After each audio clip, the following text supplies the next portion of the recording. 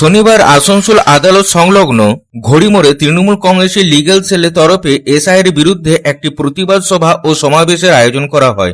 এই প্রতিবাদ সভায় এবং সমাবেশে মুখ্য অতিথি হিসাবে উপস্থিত ছিলেন রাজ্যের আইন ও শ্রমমন্ত্রী মলয় ঘটক ছাড়াও অভিজিৎ ঘটক সহ তৃণমূল লিগ্যাল সেলের অন্যান্য সদস্যবৃন্দরা।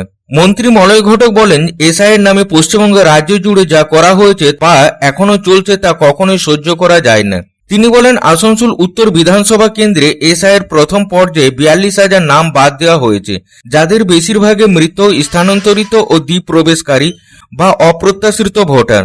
তবে বিজেপির সিনিয়র নেতারা দাবি করছিলেন যে পশ্চিমবঙ্গে রোহিঙ্গা এবং বাংলাদেশি মুসলমান রয়েছে। আসানসোল উত্তর বিধানসভা কেন্দ্র থেকে বাদ দেওয়া 42,000 নামের মধ্যে একজনও রোহিঙ্গা বা বাংলাদেশি পাওয়া যায়নি। এটি বিজেপি নির্বাচনী কৌশলকে স্পষ্টভাবে প্রদর্শন করে। তারা জাতি ও ধর্মের ভিত্তিতে মানুষকে বিভ্রান্তি করে সাফল্য অর্জন করতে চায়। এমন একটি কৌশল যা পশ্চিমবঙ্গ এবং এই অঞ্চলের জনগণকে প্রতিরোধ করতে হবে। তিনি আরো বলেন, রাজ্যের মুখ্যমন্ত্রী মমতা বন্দ্যোপাধ্যায় এমন একজন মন্ত্রী যিনি রাজ্যে প্রতিটি মানুষকে সমান চোখে দেখেন। যে কোনো ভাষাভাষী, ধর্ম, জাতি সকলকেই সমান চোখে দেখেন তিনি। আসানসোল কোর্টের লিগ্যাল সেল, সেই লিগ্যাল সেলের তরফ থেকে আজকে যে পথসভার আয়োজন করা হয়েছে, ইস্যুটা হচ্ছে SIR, special incentive revision of voter list. তো আমরা এসআইআর এর অর্ধেকের বেশি পর্বটা পেরিয়ে এসেছি। ইতিমধ্যে আসানসোল উত্তর বিধানসভার প্রথম দফাতে 42,000 নাম বাদ গেছে। তার মধ্যে 13,000 মৃত ভোটার বাদ যেতেই পারে।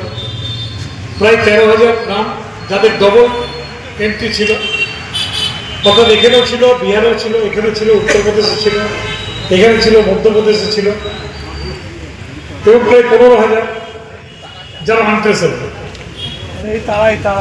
একটা প্রচার এসআইআর করার আগে করা হচ্ছিল। বিজেপির বড় বড় নেতারা তারা প্রচার করছিলেন আমাদের পশ্চিমবঙ্গে নাকি রোহিঙ্গা আছে, পশ্চিমবঙ্গে বাংলাদেশি আছে।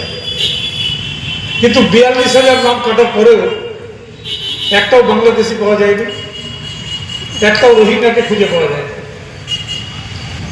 এই যে দল ভারতীয় জনতা পার্টি, এরা মানুষকে বিভ্রান্ত করে, মানুষকে ভুল বুঝিয়ে, মানুষকে মিথ্যে কথা বলে বারবার ভোটের ময়দানে আসার চেষ্টা করে। পশ্চিমবঙ্গে এমন একটা জায়গা, যিনি নেত্রী মমতা বন্দ্যোপাধ্যায়, আমাদের মাননীয় মুখ্যমন্ত্রী, তিনি পশ্চিমবঙ্গে বসবাসকারী প্রত্যেকটা মানুষকে সমান চোখে দেখেন। যে কোনো ভাষাভাষী হোক, যে কোনো ধর্মের মানুষ হোক, অথবা যে কোনো জাতির মানুষ হোক, সকলকে সমান চোখে দেখেন। আসানসোল থেকে সন্তোষ মণ্ডলের রিপোর্ট, পাবলিক টাইমস।